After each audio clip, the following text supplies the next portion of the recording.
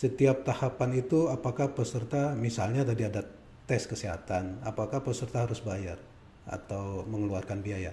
Jadi jangan sampai baru digertak sedikit sama pembina sudah menyerah, besok minta pulang. Nah, yang jelas itu ketelitian dan jangan percaya sama pihak manapun. Karena percaya dengan teman sendiri kadang-kadang juga menyesatkan, Pak.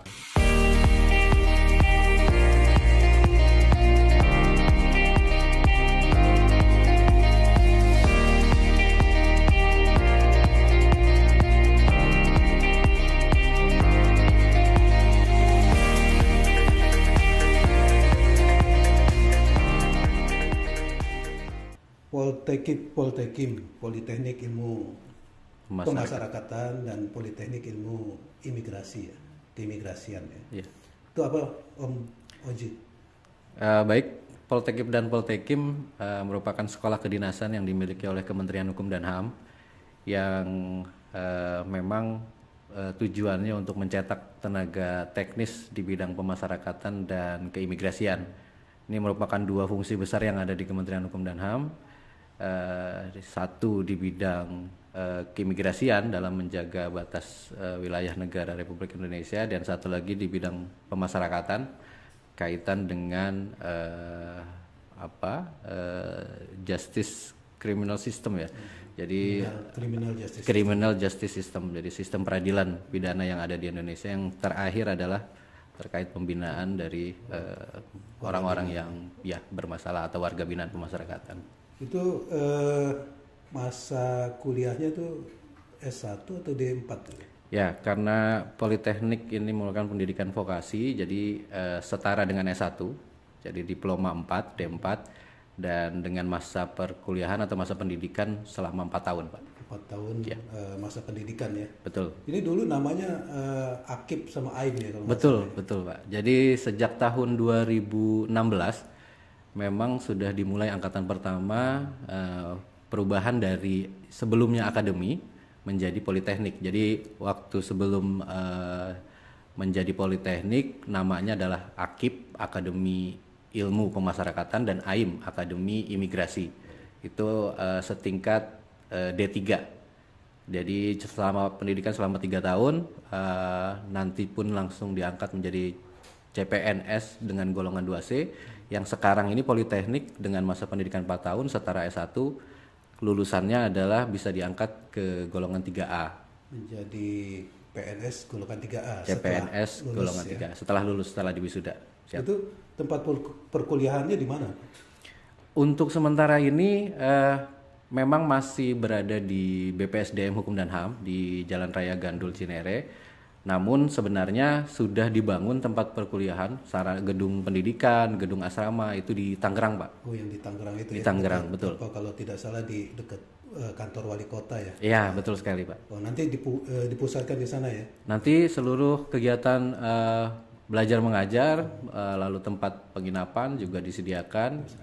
Saat ini sedang proses pembangunan, jadi hanya sebagian kecil saja yang sudah digunakan gedung pendidikan, dan itu mungkin baru tingkat 1 atau tingkat 2 yang perkuliahannya di sana. Ini kalau dulu lebih dikenal dengan sekolah ikatan dinas ya? Masih, Pak. Masih ikatan dinas. Saat ini masih termasuk dalam salah satu sekolah kedinasan yang dimiliki oleh kementerian atau lembaga. Jadi kalau secara keseluruhan itu sekolah kedinasan ada 8 kementerian lembaga, Pak, yang memiliki sekolah kedinasan. Di antaranya IPDN itu milik Kemendagri seperti itu, ada Poltekkip di Kementerian Hukum dan HAM, lalu STAN Kementerian Keuangan ya. Saat ini udah dalam proses seleksi atau untuk tahun ini? Untuk tahun 2021 seperti memang setiap tahunnya untuk menghasilkan para calon taruna yang akan nanti ikut perkuliahan, kita membuka pendaftaran untuk seleksi sebagai calon taruna-taruni di Poltekkip dan Poltekim. Nah, kebetulan tahun 2021 ini bulan Februari kemarin kami sudah mulai menyiapkan seleksinya, karena sebelum dilakukan seleksi harus ada persetujuan prinsip dari Kementerian PAN RB untuk persetujuan alokasi formasi dan kapan Panselnas akan membuka secara serentak seleksi sekolah kedinasan, Pak. Setiap tahun selalu diumumkan ya? Setiap tahun selalu ada pembukaan untuk seleksi, Pak. Tahun 2020 kemarin memang karena masa pandemi jadi agak mundur, itu sekitar di bulan Juli. Untuk tahun ini kita sudah mulai di bulan Maret kemarin sudah mulai pendaftaran, Pak. Jadi udah kembali normal penerimaannya? Kembali normal. Nah, kalau bulan Maret sekarang yang sedang berlangsung ini sudah dalam tahap apa, Pak? Ya, jadi kemarin pengumuman sekitar tanggal 30 Maret, lalu kita ada proses pendaftaran secara online. Ini pendaftaran juga melalui laman pendaftaran BKN, SSCN Dikdin. Lalu setelah dibuka pendaftaran secara online, kami melakukan verifikasi di tahapan seleksi administrasi. Seleksi administrasi. Dan ya. Ini sudah ya? Saat ini posisinya baru saja diumumkan, Pak. Kemarin tanggal 10 Mei kita sudah mengumumkan hasil seleksi administrasi dan sedang persiapan untuk tahapan selanjutnya yaitu seleksi kompetensi dasar. Oh, jadi ada beberapa tahapan yang harus dilalui ya? Betul. Pertama seleksi administrasi, kompetensi dasar. Lalu yang seleksi wajibnya adalah seleksi kompetensi dasar. Ini menggunakan CAT, Computer Assisted Test, yang difasilitasi oleh Badan Kepegawaian Negara. Setelah itu ada seleksi lanjutan, Pak. Ya, setelah SKD ini akan tersaring mereka yang posisinya peringkatnya 3 kali formasi. Jadi perlu saya sampaikan bahwa untuk tahun 2021 ini formasi yang diberikan oleh Kementerian Pan-RB untuk Poltekip dan Poltekim masing-masing 300. 300 itu campur wanita dan pria. Nah, kebetulan di Poltekip dan Poltekim memang walaupun dari Kemenpan RB itu secara gelondongan diberikan 300-300, tapi kami atau kita di Kementerian Hukum dan HAM punya kebutuhan khusus, Pak. Nah, kebutuhan khusus ini terkait dengan kuota, laki-laki berapa, wanita berapa, karena menyesuaikan dengan kondisi tugas di lapangan. Lalu ada juga formasi khusus yang kita berikan untuk orang asli Papua, Pak. Jadi Papua Barat dan Papua itu orang aslinya punya ada kuota khusus yang diberikan. Yang diberikan untuk orang untuk bersaing sesama orang asli Papua. Nah, tadi kalau yang awal seleksi administrasi sudah dilalui, biasanya tuh dalam seleksi administrasi para catar itu apa sih yang biasanya ini nggak lolos ya, bukan nggak lulus ya. Sih. Itu biasanya kekurangannya apa tuh? Jadi kami sudah sampaikan di pengumuman persyaratan bahwa kami butuh para peserta yang memiliki kualifikasi bla bla bla gitu ya. Jadi misalkan belum menikah, itu harus dibuktikan dengan surat keterangan belum menikah. Itu pun ada persyaratan khususnya lagi, harus ditandatangani oleh siapa yang berwenang, seperti itu. Lalu misalkan yang sudah memiliki ijazah, mereka juga harus upload ijazah aslinya untuk di laman pendaftaran, seperti itu. Dan bagi mereka yang belum mendapatkan ijazah seperti lulusan tahun 2021, mereka bisa menggunakan surat keterangan lulus atau surat keterangan sebagai siswa di sebuah SMA yang di asalnya si peserta ini. Nah, dengan ketentuan-ketentuan itu banyak masih peserta yang tidak sesuai dengan persyaratan. Misalkan contoh seperti foto untuk Poltekip kita minta backgroundnya berwarna merah, latar belakang berwarna merah. Tapi ada juga yang tidak berwarna merah. Atau Poltekim kita bedakan berwarna biru. Nah, ini juga kadang-kadang suka ketukar antara yang Poltekip, dia daftar di Poltekim tapi masih pakai background latar belakangnya merah. Ini pun tidak sesuai, Pak, karena nanti akan menyulitkan kami panitia pada saat mereka menunjukkan kartu ujian, sedangkan kartu ujiannya tidak sesuai dengan jabatan atau politeknik yang dia lamar. Yang dia lamar ya. Ya.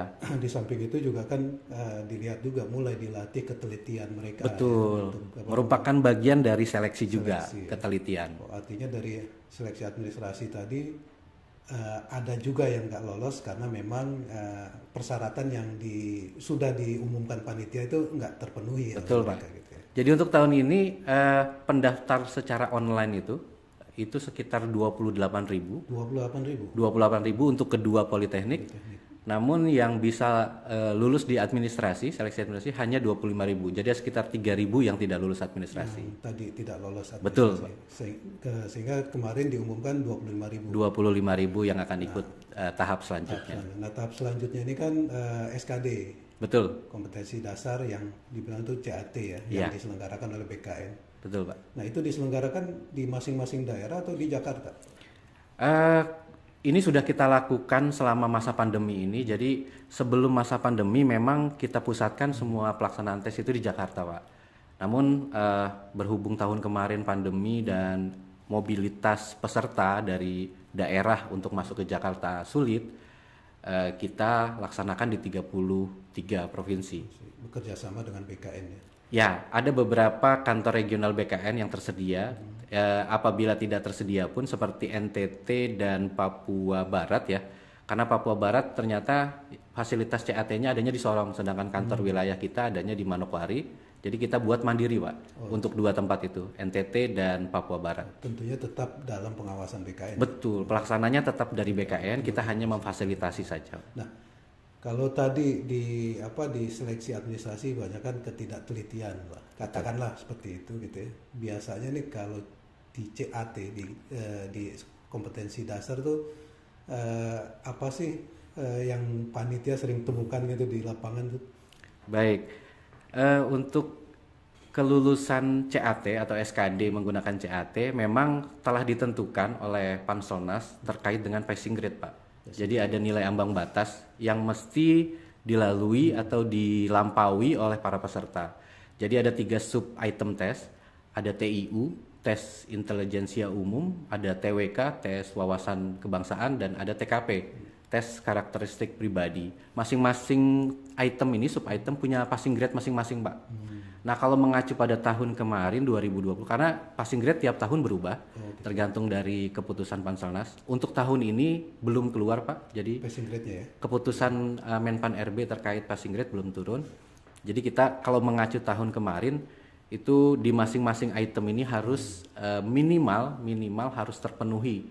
Gitu. Misalkan TIU ini misalkan ditentukan harus minimal 90. Maka peserta itu harus melampaui dari angka itu. Kalau di bawah 90 otomatis dia sudah secara resmi gugur. Walaupun yang nilai lainnya tinggi gitu ya? Betul, Pak. Harus 3 item ini memenuhi nilai ambang batas.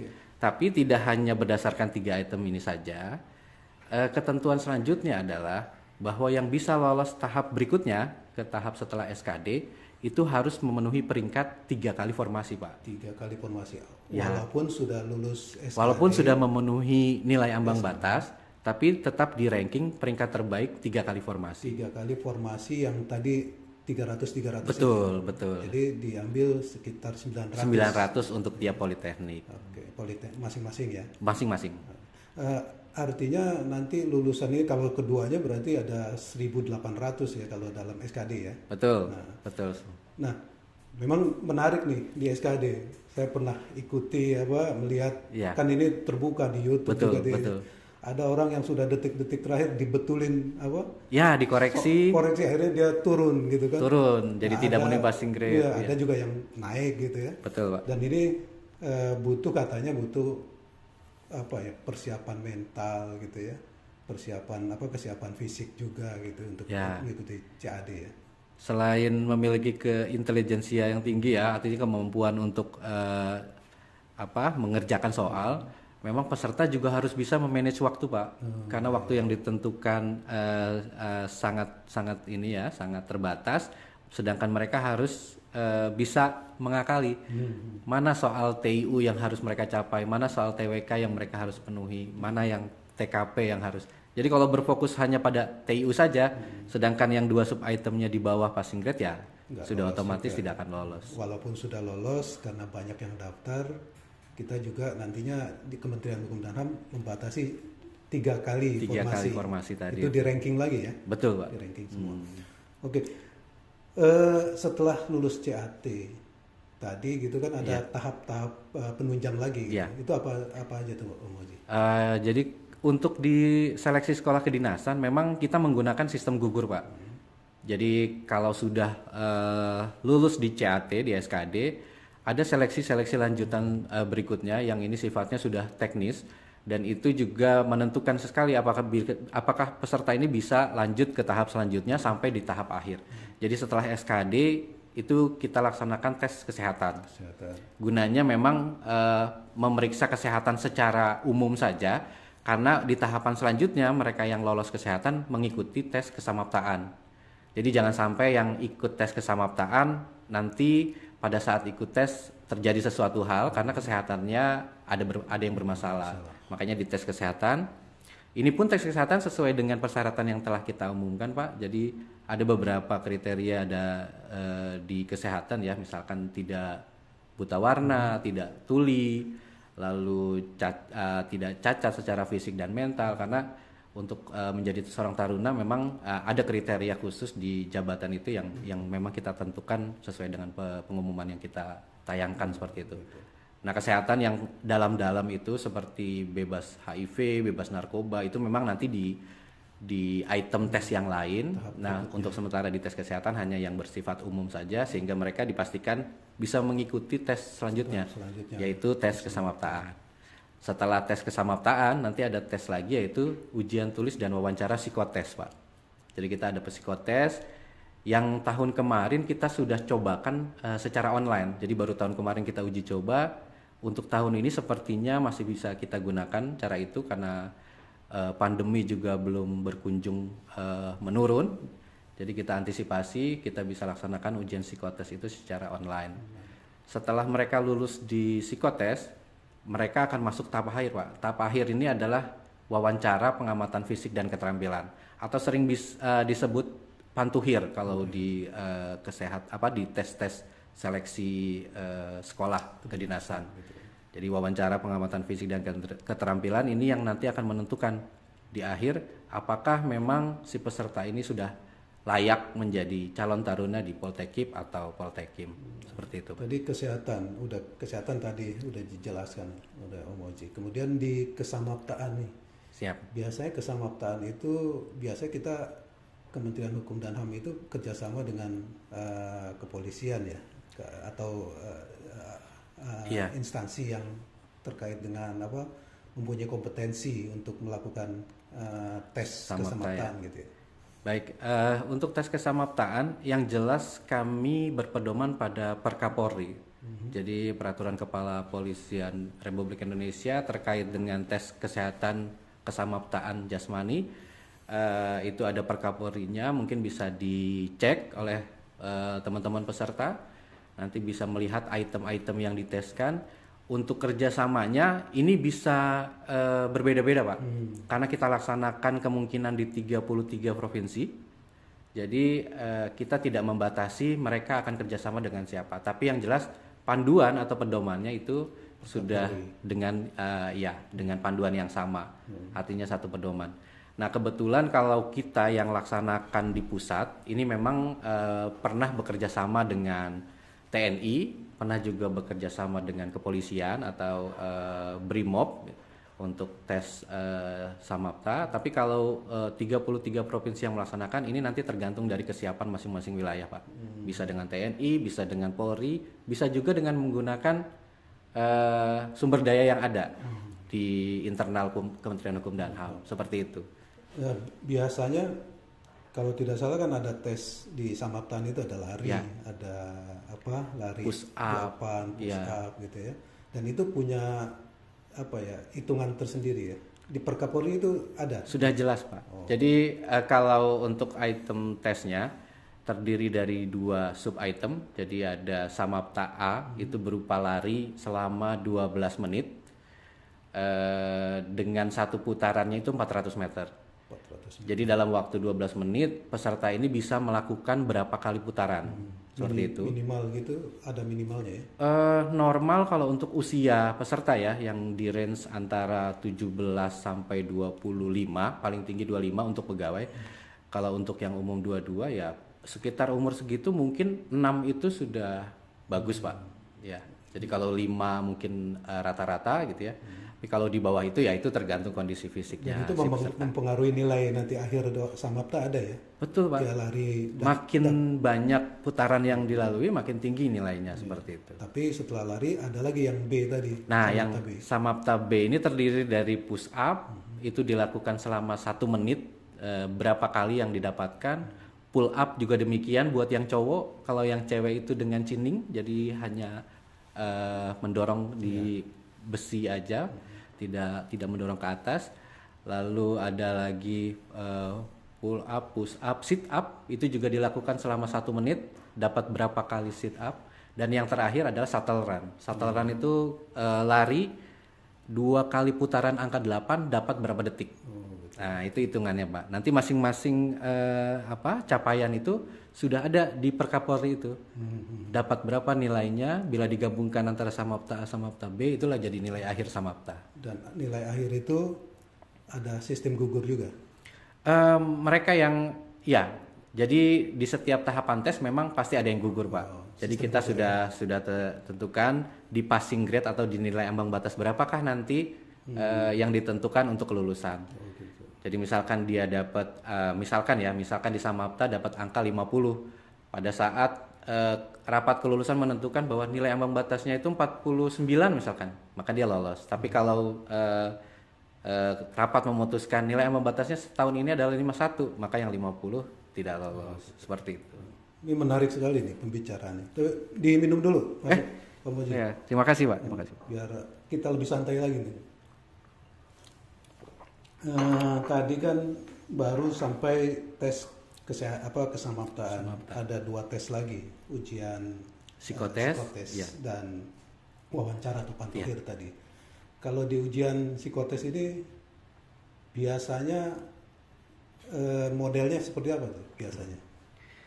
Baik, sesuai dengan namanya ya, karena ini tesnya terkait dengan psiko peserta, jadi kondisi kejiwaan peserta. Memang kami menyaring untuk bisa mendapatkan para calon taruna ini yang tangguh Pak. Artinya tangguh ini dia tidak gampang menyerah pada saat pendidikan. Karena boleh dibilang ada pendidikan fisik juga yang dilakukan di Poltekkip maupun Poltekkим, dan ini memang butuh ketahanan mental atau ketangguhan peserta yang tinggi. Jadi jangan sampai baru digertak sedikit sama pembina sudah menyerah, besok minta pulang. Nah, ini yang kita saring Pak. Ada beberapa juga yang kita saring terkait dengan misalkan ketaatan atau kepatuhan si peserta ini terhadap aturan yang ditentukan. Jadi ada juga yang di psikotes ini tersaring bahwa nanti pada saat ini diluluskan, ini nanti dia itu tidak patuh terhadap aturan seperti itu. Atau orangnya sudah terindikasi indisipliner. Apalagi kalau sampai ketahuan orang ini bukan NKRI, wah bahaya sekali itu Pak.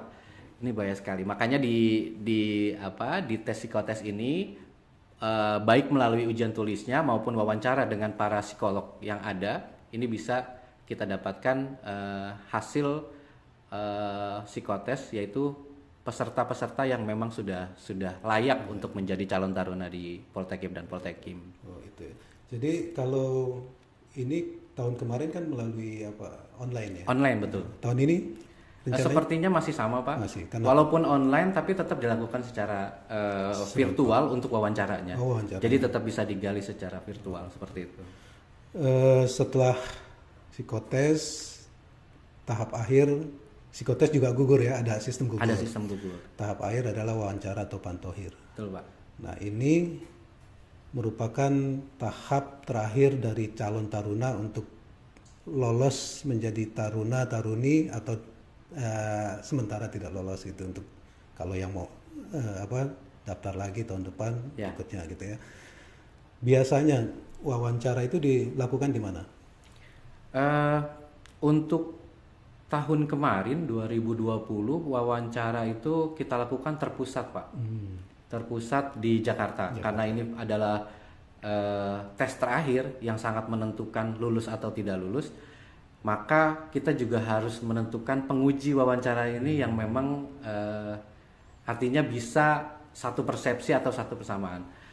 Takutnya kalau kita lakukan ini di 33 provinsi nanti penilaian para penguji ini belum tentu sama Pak Asif. Jadi kami datangkan para peserta di tes terakhir wawancara ini untuk ke Jakarta dan mereka akan diuji oleh para pimpinan tinggi yang ada di Kementerian Hukum dan HAM. Nah itu mereka biasanya dilakukan di BPSDM. BPSDM itu yang di Iya, Cinere ya. di Cinere. Artinya peserta yang sudah lolos psikotes dikategorikan lolos psikotes wajib mengikuti wawancara di BPSDM. Betul, betul Pak. Kalaupun dia dari daerah ya harus datang gitu ya. Siap. Panitia nggak menyediakan akomodasi atau apa gitu pada saat wawancara. Tidak Pak. Jadi akomodasi ditanggung oleh peserta. Tapi banyak juga peserta yang di BPSDM itu menginap di fasilitas BPSDM Pak. Oh gitu ya. Iya. Itu boleh ya. Boleh, tergantung dari kondisi nanti di sarana dan prasarana yang ada di BPSDM. Nah, ini menarik nih untuk mungkin sebagai informasi juga. Setiap tahapan itu apakah peserta misalnya tadi ada tes kesehatan, apakah peserta harus bayar atau mengeluarkan biaya? Jadi sebagaimana yang kami telah tayangkan di pengumuman bahwa seluruh tahapan seleksi yang ada di Kementerian Hukum dan HAM itu tidak dipungut biaya Pak. Bahkan ya Pak, ini kami sudah lakukan untuk mengikuti seleksi kompetensi dasar dengan CAT, itu BKN menerapkan PMBP untuk penggunaan fasilitas CAT satu orang 50.000. Oh, sebetulnya ya. Itu kita yang bayarkan Pak. Kementerian Hukum dan HAM. Kementerian Hukum dan HAM yang bayarkan. Ya saya nggak tahu kalau sekolah kedinasan lain, tapi yang saya dengar juga mereka ada yang bayar sendiri, bahkan sampai biaya pendaftaran pun bayar untuk. Tapi itu masing-masing sekolah kedinasan punya aturan tersendiri. Tapi di Kementerian Hukum dan HAM kita menjaga bahwa setiap tahapan seleksi itu memang tidak ada yang dipungut biaya. Ya, karena kita mencari tenaga-tenaga yang memang kita mencari untuk yang generasi yang berkualitas, bukannya untuk yang itu ya. Iya Pak. Mudah-mudahan hasilnya adalah para lulusan yang memang benar-benar dibutuhkan oleh Kementerian Hukum dan HAM. Ini kalau saya kemarin baca memperhatikan media sosial dan lain sebagainya nih, ini saya kok menemukan di lapangan gitu, membaca gitu, ini banyak medsos yang tanda kutip kelihatannya resmi gitu. Sebagai panitia, saya ada beberapa gitu, bahkan bukan beberapa, banyak gitu, bahkan bisa mengeluarkan pengumuman, bahkan macam-macam lah gitu. Ini sebetulnya kan medsos yang resminya ada ya?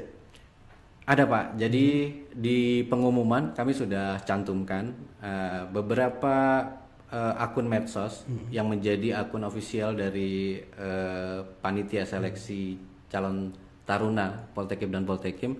Seperti misalkan laman resmi itu bisa di catar.kemenkumham.go.id, lalu ada akun Twitter di situ, akun Instagram. Itu yang ada di pengumuman resmi, itulah yang memang ofisial. Dari artinya panitia, ya? Betul Pak, segala informasi memang nanti asalnya dari akun-akun resmi. Nah di luar akun-akun itu memang banyak sekali Pak. Jadi ada juga yang mirip namanya dengan akun resmi kita dan juga mengumumkan informasi-informasi. Tapi selama informasi itu memang sesuai, kami itu sebenarnya tidak mempermasalahkan akun-akun itu. Takutnya kalau tidak dari yang resmi ini, mereka menginformasikan hal-hal yang akhirnya dipercaya peserta dan akan merugikan si peserta sendiri. Kami menjaga itu Pak. Kami sudah umumkan bahwa ada beberapa akun yang memang bukan akun resmi. Jadi kami tidak bertanggung jawab selaku panitia seleksi apabila ada informasi yang diterima peserta tapi bukan dari akun resmi yang kami rilis seperti itu. Ini artinya adik-adik calon taruna ini harus jeli juga ya. Betul Pak. Harus baca pengumuman yang resmi dari Kementerian Hukum dan HAM. Ya tadi seperti disebutkan bahwa kalau informasi membantu menyebarkan informasi silakan saja kan gitu. Siap. Hanya memang ada beberapa akun, ini laporan aja gitu kan. Ada beberapa akun yang akhirnya dibuat untuk ya tanda kutip untuk mencari uang dan lain sebagainya. Ini masyarakat harusnya juga jeli juga ya kan gitu. Karena yang saya tahu bahwa Menteri Hukum dan HAM, kemudian Pak Sekjen juga selalu menyampaikan ke masyarakat bahwa penerimaan catar ini tidak ada main-main gitu ya. Betul, Pak. Nah, itu bisa disampaikan mungkin. Ya, sesuai komitmen bersama memang pimpinan juga panitia seleksi dan di pengumuman juga secara terus-menerus kami informasikan bahwa kami tidak bertanggung jawab apabila ada oknum atau pihak-pihak yang menawarkan bantuan untuk bisa meluluskan.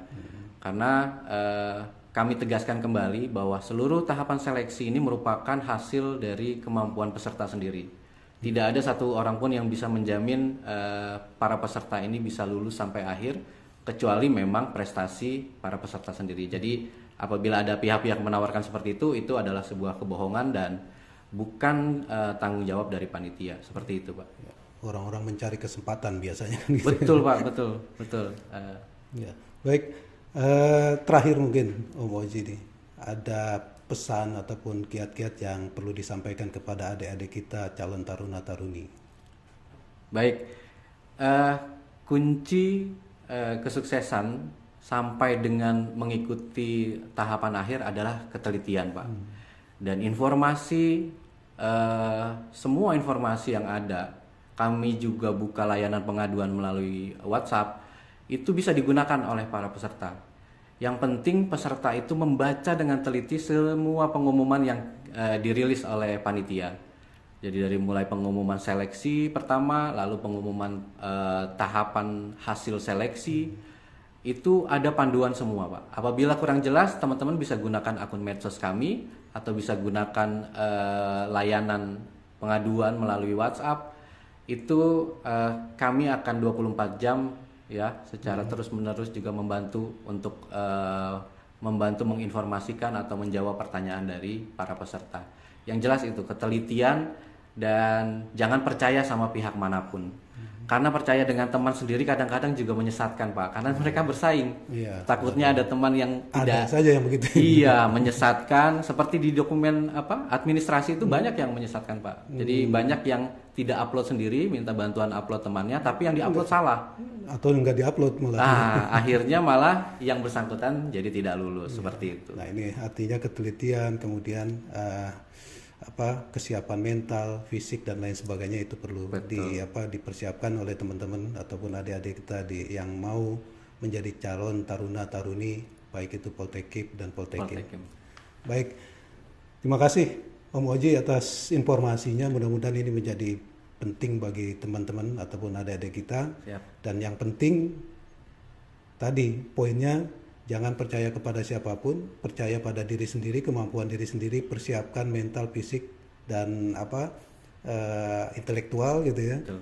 Kemudian panitia selalu senantiasa membantu. Ada media-media sosial yang bisa digunakan, ada WhatsApp, ada Instagram, ada Twitter ya. Dan website halaman resmi ya. Betul. Nanti kita cantumkan di layar juga. Siap. Ya.